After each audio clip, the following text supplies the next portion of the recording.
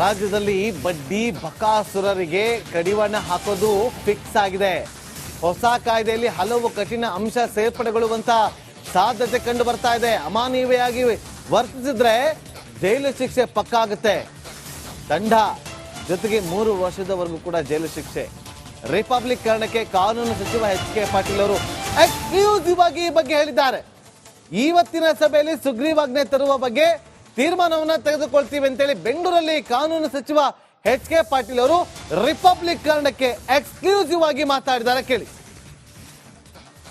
ಮಹತ್ವದ ಕಾಯ್ದೆ ತರುವ ಸಂಬಂಧಪಟ್ಟಂತೆ ಏನು ಮೈಕ್ರೋ ಫೈನಾನ್ಸ್ ಕಿರುಕುಳ ತಡೆಗಟ್ಟುವ ಸಂಬಂಧಪಟ್ಟಂತೆ ಹೊಸ ಕಾಯ್ದೆನ ತರೋದಕ್ಕೆ ಸರ್ಕಾರ ಮುಂದಾಗಿದೆ. ಸಚಿವ ಸಂಪುಟ ಸಭೆಯಲ್ಲಿ ಕೂಡ ಈ ಬಗ್ಗೆ ಮಹತ್ವ ತೀರ್ಮಾನ ಬರುತ್ತೆ. ಸರ್, ಇವತ್ತು ಸಭೆ ನಡೆಸಿದ್ರಿ, ಸಚಿವ ಸಂಪುಟ ಸಭೆಯಲ್ಲಿ ತೀರ್ಮಾನ ಆಗುತ್ತಾ? ಇವತ್ತು ಸಭೆ ನಡೆಸಿದ್ದೇವೆ. ನಾನು ಗೃಹ ಸಚಿವರು ಸಭೆ ಮಾಡಿದ್ದೇವೆ. ಮೊನ್ನೆ ಮುಖ್ಯಮಂತ್ರಿಗಳು ನಮ್ಮನ್ನೆಲ್ಲ ಕರೆದು ಗಂಭೀರವಾಗಿ ಚರ್ಚೆ ಮಾಡಿದ್ದಾರೆ. ಒಂದು ರೀತಿ ಚರ್ಚೆ ಪೂರ್ಣ ಆಗ್ತಾ ಬಂದಿದೆ. ಇವತ್ತು ಸಾಯಂಕಾಲ ಮಾನ್ಯ ಮುಖ್ಯಮಂತ್ರಿಗಳನ್ನು ಭೇಟಿಯಾಗ್ತೀವಿ. ಭೇಟಿಯಾದಂಥ ಸಂದರ್ಭದಲ್ಲಿ ನಾವು ಆ ಕೆಲವು ವಿಷಯಗಳನ್ನೇನು ನಮ್ಮ ಹಂತದಲ್ಲಿ ಪೂರ್ಣ ಬಗೆಹರಿಯೋದಕ್ಕೆ ಸಾಧ್ಯ ಆಗಿಲ್ಲ, ಅದನ್ನು ಅವ್ರ ಜೊತೆ ಚರ್ಚೆ ಮಾಡಿ ಬಗೆಹರಿಸಿಕೊಂಡು ಕ್ಯಾಬಿನೆಟ್ಗೆ ನಾವು ಮಸೂದೆಯನ್ನು ತರೋದಕ್ಕೆ ನಿರ್ಣಯ ಮಾಡಿದ್ದೇವೆ. ಕ್ಯಾಬಿನೆಟ್ನಲ್ಲಿ ಪಾಸ್ ಮಾಡಿ ಅದನ್ನು ಸುಗ್ರೀವಾಜ್ಞೆ ಮಾಡಬೇಕು ಅಂತೇಳಿ ಸರ್ಕಾರ ಚಿಂತನೆ ಇದೆ. ಪೊಲೀಸ್ಗೆ ಒಂದಷ್ಟು ಬಲ ಇಲ್ಲ, ಅದನ್ನು ತರುವಂಥ ಕೆಲಸ ಒಂದಷ್ಟು ಅಂಶ. ಪೊಲೀಸರಿಗೆ ಬಲ ತರ್ತೇವೆ. ಪ್ರಿವೆನ್ಷನ್ ಆಫ್ ಕೋರ್ಷನ್ ಆ್ಯಂಡ್ ಇನ್ಹ್ಯೂಮನ್ ಟ್ರೀಟ್ಮೆಂಟ್ಸ್ಗೆ ಏನು ಮಾಡಬೇಕು, ಬಲ ಕೊಡ್ತೀವಿ. ಅದ್ರ ಜೊತೆಗೆ ಈ ಲೆಕ್ಕಾಚಾರ ಮಾಡ್ತಿರ್ತಾರಲ್ಲ, ತಪ್ಪು ಲೆಕ್ಕಾಚಾರ ಮಾಡೋದು, ಹೆಚ್ಚೆಚ್ಚು ಬಡ್ಡಿ ಹಾಕೋದು, ಇವೆಲ್ಲ ಇರ್ತಾವಲ್ಲ, ಅವುಗಳನ್ನು ಹೇಗೆ ನಿಗ್ರಹಿಸ್ಬೋದು ಅಂತ ನೋಡ್ತಾ ಇದ್ದೀವಿ. ಜೈಲು ಶಿಕ್ಷೆ ಆ ಥರದ್ದು ಏನಾದರೂ ಕೂಡ ಮೆನ್ಷನ್ ಆಗಿತ್ತು? ಸಹಜವಾಗಿ ಕೋರ್ಸಿವ್ ಇನ್ಹ್ಯೂಮನ್ ಆ್ಯಕ್ಟನ್ನು ಯಾರು ಮಾಡ್ತಾರೆ ಅವ್ರಿಗೆ ಜೈಲು ಇರ್ತದೆ, ಶಿಕ್ಷೆನೂ ಇರ್ತದೆ. ಇಂದು ಸಚಿವ ಸಂಪುಟ ಸಭೆಯಲ್ಲಿ ಈ ಬಗ್ಗೆ ಮಹತ್ವದ ಕಾಯ್ದೆ ತರುವಂಥದ್ದು ಏನು, ಮೈಕ್ರೋ ಫೈನಾನ್ಸ್ ಕಿರುಕುಳದಿಂದ ಸಂಬಂಧಪಟ್ಟಂತೆ ಯಾರೆಲ್ಲ ಸಫರ್ ಆಗ್ತಾರೆ ಅದಕ್ಕೆ ಸಂಬಂಧಪಟ್ಟಂತೆ ಕಾನೂನು ವಿರುದ್ಧ ಯಾರಾದರೂ ಕೂಡ ಹೋದರೆ ಜೈಲು ಶಿಕ್ಷೆ ಕೂಡ ಏನು ನಮೂದಿಸಿರುವಂಥದ್ದು. ಇಂದು ಸಚಿವ ಸಂಪುಟ ಸಭೆಯ ಬಳಿಕ ಸುಗ್ರೀವಾಜ್ಞೆ ಹೊರಬಿಡುವಂಥ ಸಾಧ್ಯತೆ ಇರುವಂಥದ್ದು. ಕ್ಯಾಮರಾ ಪರ್ಸನ್ ವಿಜಯ್ ಜೋನಲ್, Republic TV, Bengaluru. Micro finance ಹಾವಳಿಗೆ ಇಲ್ಲಿಯವರೆಗೂ ರಾಜ್ಯದಲ್ಲಿ 13 ಜನ ಬಲಿಯಾಗಿದ್ದಾರೆ. ಎಚ್ಚೆತ್ತುಕೊಂಡಂತ ಸರ್ಕಾರ ಕಾನೂನು ತರೋದಕ್ಕೆ ಮುಂದಾಗಿದ್ದಾರೆ. ಹೊಸ ಕಾನೂನು ತರೋದು ನಿಕ್ಕಿ ಆಗಿದೆ. ಇವತ್ತು ಸಿಎಂ ಸಿದ್ದರಾಮಯ್ಯವರ ನೇತೃತ್ವದಲ್ಲಿ ಸಂಪುಟ ಸಭೆ ನಡೆಯುತ್ತೆ. ಈ ಸಭೆಯಲ್ಲಿ ಸುಗ್ರೀವಾಜ್ಞೆ ಮೂಲಕ ಕಾಯ್ದೆಯನ್ನ ಜಾರಿ ಮಾಡುವ ಬಗ್ಗೆ ತೀರ್ಮಾನ ತೆಗೆದುಕೊಳ್ಳಲಾಗುತ್ತೆ ಅಂತ ಹೇಳಲಾಗ್ತಾ ಇದೆ. ಜೈಲು ಶಿಕ್ಷೆ ಫಿಕ್ಸ್ ಅನ್ನೋದು ಕೂಡ ಗೊತ್ತಾಗ್ತಾ ಇದೆ. ಮೈಕ್ರೋ ಫೈನಾನ್ಸ್ ಹಾವಳಿಗೆ ಯಾರೆಲ್ಲ ಕಿರುಕುಳ ಕೊಡ್ತಾರೋ ಅವರ ವಿರುದ್ಧ ಕಠಿಣ ಕ್ರಮ ಆಗುತ್ತೆ. ಕಠಿಣ ಕ್ರಮ ಇವತ್ತು ಸಂಪುಟ ಸಭೆಯಲ್ಲಿ ಒಂದು ಮಹತ್ವದ ನಿರ್ಣಯವನ್ನ ತೆಗೆದುಕೊಳ್ಳೋ ಸಾಧ್ಯತೆ ಕಂಡು ಬರ್ತಾ ಇದೆ. ಇನ್ನು ಕೆಲವೇ ಕ್ಷಣಗಳಲ್ಲಿ ಸಿಎಂ ನೇತೃತ್ವದಲ್ಲಿ ಸಭೆ ನಡೆಯುತ್ತೆ, ಸಂಪುಟ ಸಭೆ. ಆ ಸಂಪುಟ ಸಭೆಯಲ್ಲಿ ಸುಗ್ರೀವಾಜ್ಞೆ ಮೂಲಕ ಕಾಯ್ದೆ ಜಾರಿ ಬಗ್ಗೆ ತೀರ್ಮಾನವನ್ನ ತೆಗೆದುಕೊಳ್ಳುವ ಸಾಧ್ಯತೆ ಕಂಡು ಬರ್ತಾ ಇದೆ. ಇಲ್ಲಿಯವರೆಗೂ 13 ಜನ ಮೃತಪಟ್ಟಿದ್ದಾರೆ, 13 ಜನ ಬಲಿಯಾಗಿದ್ದಾರೆ ಮೈಕ್ರೋ ಫೈನಾನ್ಸ್ ಹಾವಳಿಯಿಂದಾಗಿ. ಊರಿಗೂರೇ ಖಾಲಿ ಮಾಡಿಕೊಂಡು ಬೇರೆ ಊರಿಗೆ ಹೋಗಿ ಅಲ್ಲಿ ಕಾಲವನ್ನ ದುಡುವಂತ ಕೆಲಸವನ್ನ ಮಾಡ್ತಿದ್ದಾರೆ. ರಾಜ್ಯ ಬಿಟ್ಟು ಬೇರೆ ರಾಜ್ಯಗಳಿಗೆ ಹೋಗ್ತಿದ್ದಾರೆ.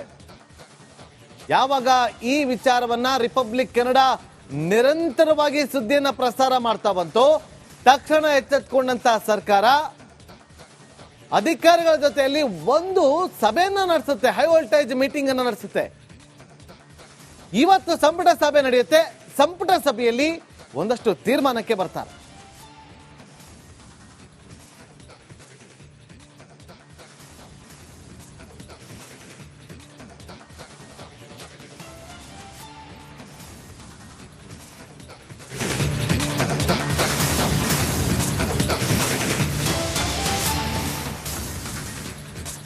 ರಾಜ್ಯದಲ್ಲಿ ಬಡ್ಡಿ ಬಕಾಸುರರಿಗೆ ಕಡಿವಾಣ ಹಾಕೋದು ಫಿಕ್ಸ್ ಆಗಿದೆ. ಹೊಸ ಕಾಯ್ದೆಯಲ್ಲಿ ಹಲವು ಕಠಿಣ ಅಂಶ ಸೇರ್ಪಡೆಗೊಳ್ಳುವಂತ ಸಾಧ್ಯತೆ ಕಂಡು ಬರ್ತಾ ಇದೆ. ಅಮಾನವೀಯವಾಗಿ ವರ್ತಿಸಿದ್ರೆ ಜೈಲು ಶಿಕ್ಷೆ ಪಕ್ಕಾ ಆಗುತ್ತೆ. ದಂಡ ಜೊತೆಗೆ 3 ವರ್ಷದವರೆಗೂ ಕೂಡ ಜೈಲು ಶಿಕ್ಷೆ.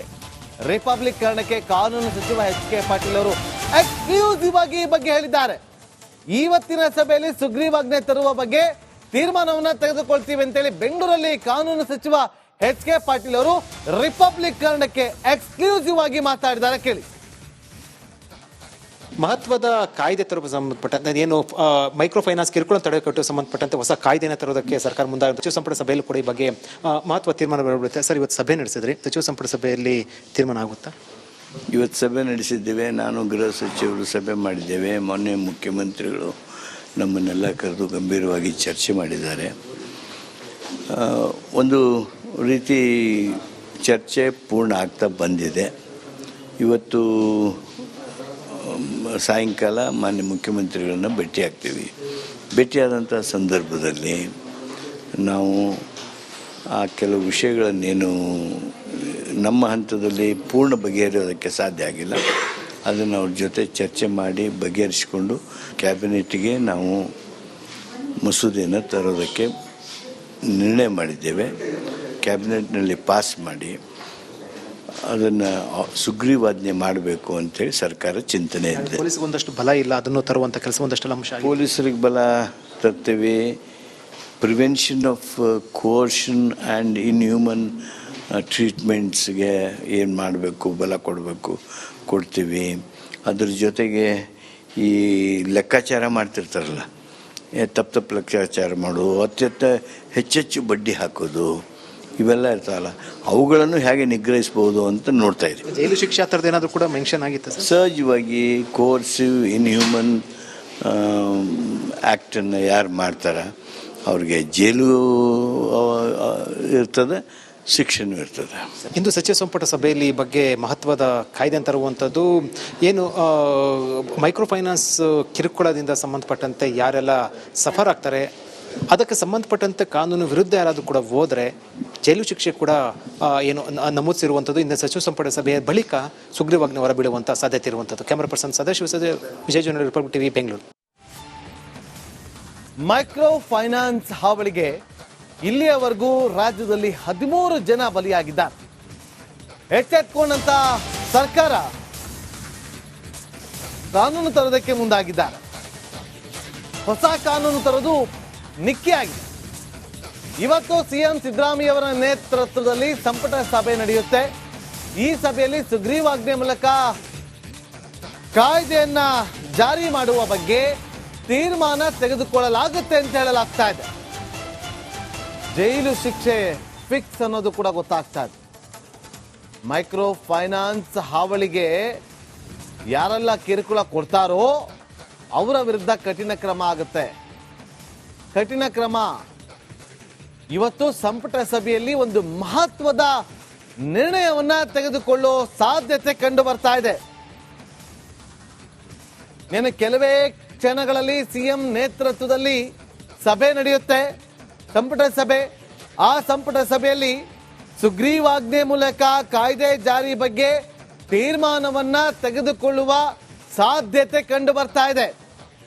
ಇಲ್ಲಿಯವರೆಗೂ 13 ಜನ ಮೃತಪಟ್ಟಿದ್ದಾರೆ, 13 ಜನ ಬಲಿಯಾಗಿದ್ದಾರೆ ಮೈಕ್ರೋ ಫೈನಾನ್ಸ್ ಹಾವಳಿಯಿಂದಾಗಿ. ಊರಿಗೂರೇ ಖಾಲಿ ಮಾಡಿಕೊಂಡು ಬೇರೆ ಊರಿಗೆ ಹೋಗಿ ಅಲ್ಲಿ ಕಾಲವನ್ನ ದುಡುವಂತ ಕೆಲಸವನ್ನ ಮಾಡ್ತಿದ್ದಾರೆ. ರಾಜ್ಯ ಬಿಟ್ಟು ಬೇರೆ ರಾಜ್ಯಗಳಿಗೆ ಹೋಗ್ತಿದ್ದಾರೆ. ಯಾವಾಗ ಈ ವಿಚಾರವನ್ನ ರಿಪಬ್ಲಿಕ್ ಕನ್ನಡ ನಿರಂತರವಾಗಿ ಸುದ್ದಿಯನ್ನ ಪ್ರಸಾರ ಮಾಡ್ತಾ ಬಂತು, ತಕ್ಷಣ ಎಚ್ಚೆತ್ತುಕೊಂಡಂತ ಸರ್ಕಾರ ಅಧಿಕಾರಿಗಳ ಜೊತೆಯಲ್ಲಿ ಒಂದು ಸಭೆಯನ್ನ ನಡೆಸುತ್ತೆ, ಹೈ ವೋಲ್ಟೇಜ್ ಮೀಟಿಂಗ್ ಅನ್ನ ನಡೆಸುತ್ತೆ. ಇವತ್ತು ಸಂಪುಟ ಸಭೆ ನಡೆಯುತ್ತೆ. ಸಂಪುಟ ಸಭೆಯಲ್ಲಿ ಒಂದಷ್ಟು ತೀರ್ಮಾನಕ್ಕೆ ಬರ್ತಾರೆ.